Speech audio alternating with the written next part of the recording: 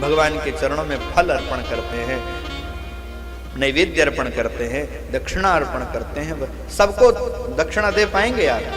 भगवान को दे देते हैं तो सोचते हैं सबको मिल गया, यही तो बात है। अच्छा, हम लोग भगवान को ये सामान क्यों अर्पण करते हैं बताओ जरा?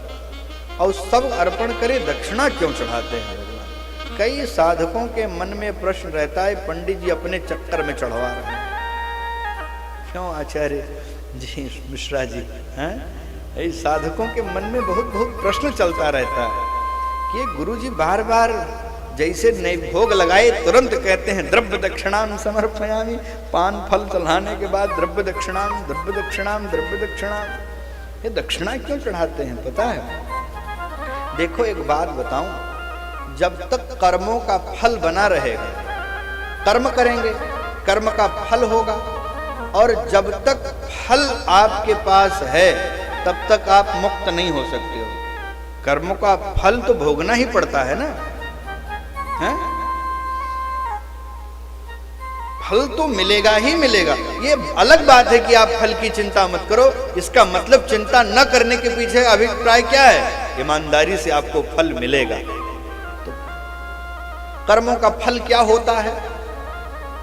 कर्मों का फल होता है या तो सुख या तो कर्म भी दो प्रकार के, अच्छे कर्म और बुरे कर्म। अच्छे कर्म करोगे तो उसका फल मिलेगा सुख के रूप में। सुख कहाँ मिलेगा? स्वर्ग में मिलेगा। बुरे कर्म करोगे तो उसका फल मिलेगा दुख। दुख कहाँ मिलेगा? नरक में मिलेगा। आधा बुरा काम करोगे, आधा अच्छा काम करोगे तो आधा सुख मिलेगा, आधा दुख मिलेगा। वो कहाँ मिलता है? पृथ्वी लोक पर। यहाँ सुख दुख दोनों है कि नहीं है? रहते रहते सुख, रहते रहते दुख। जिसके घर में मातम है कुछ दिन बाद उसी घर बधैया बसती है कि नहीं है? तो सुख दुख मिश्रित जो वातावरण है वो पृथ्वी का है। तो कर्म का फल भोगना ही पड़ता है। और जब हमने कर्म किया तो हमारे पास वह उस कर्म का फल धन के रूप में आया। पहले तो धन के रूप में आता है। तो हम कहते हैं सरकार कर्म का फल रहेगा, अच्छा रहेगा तो स्वर्ग जाना रहेगा, बुरा रहेगा तो नरक जाना रहेगा, मिश्रित रहेगा तो मर्त्यलोक में जाना रहेगा। लेकिन जो कर्म किए हैं उससे जो धन पाए हैं इसको हम अपने पास रखते ही नहीं, इसको हम तुम्हें सौंप देते हैं। जब कोई फल रहेगा ही नहीं तब हमें वैकुंठ ही आप बुला लेना, क्योंकि कोई फल हमें भोगना तो शेष है ही नहीं। कोई हमारा हिसाब किताब है ही नहीं। बैंक से खाता ही बंद है तो बैंक जाने की क्या जरूरत है? सुख का खाता बंद कर लो तो स्वर्ग जाने की क्या जरूरत? दुख का खाता बंद कर लो, नरक जाने की क्या जरूरत? तब कहां जाओगे? वैकुंठ जाओगे। यही तो है।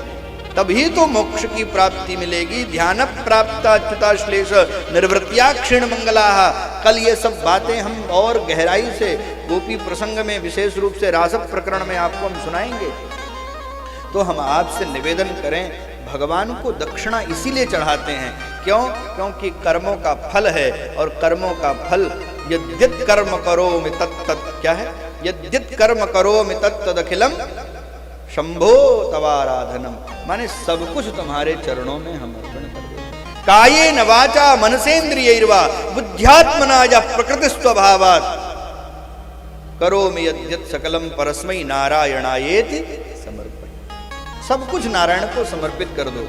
अच्छा, जो कुछ मिला है हमारे कर्मों से तो मिला है। कर्म किए तो उससे धन मिला, धन से फल आया, मिष्ठान आया, पान आया, सुपारी आई, वस्त्र आया। ये सब भगवान के चरणों में अर्पण कर देना। तो दक्षिणा माने कर्म का फल भगवान के चरणों में अर्पण कर। समझ गए कि नहीं समझ गए? पंडित जी अपने चक्कर में नहीं चढ़वाते हैं, ध्यान रखना। ये सब लोग बुद्धि खराब हो गई है। लोग पूजा के लिए लेने जाते हैं तो कहते हैं ले तो पंडित जी जाएंगे। जरूरी नहीं, कभी कभी पंडित जी ये भी कह देते लो जजमान प्रसाद है तुम्हें पहनो, तुम्हें धारण करो इसको। हो जाता कि नहीं हो जाता? देना भी चाहिए। कोई जरूरी कि हमें ले लें? जरूरी नहीं। हाँ, हमने दान बुद्धि से भी चढ़ाया है तो वो न लें। अगर हमने प्रसाद बुद्धि से चढ़ाया तो चढ़ा करके धारण करें। जरूरी नहीं कि पंडित जी को दे दें। चढ़ाते समय दो बुद्धि हो, या तो दान बुद्धि हो या तो प्रसाद बुद्धि हो कि हम प्रसाद रूप में इसको स्वीकार कर लेंगे।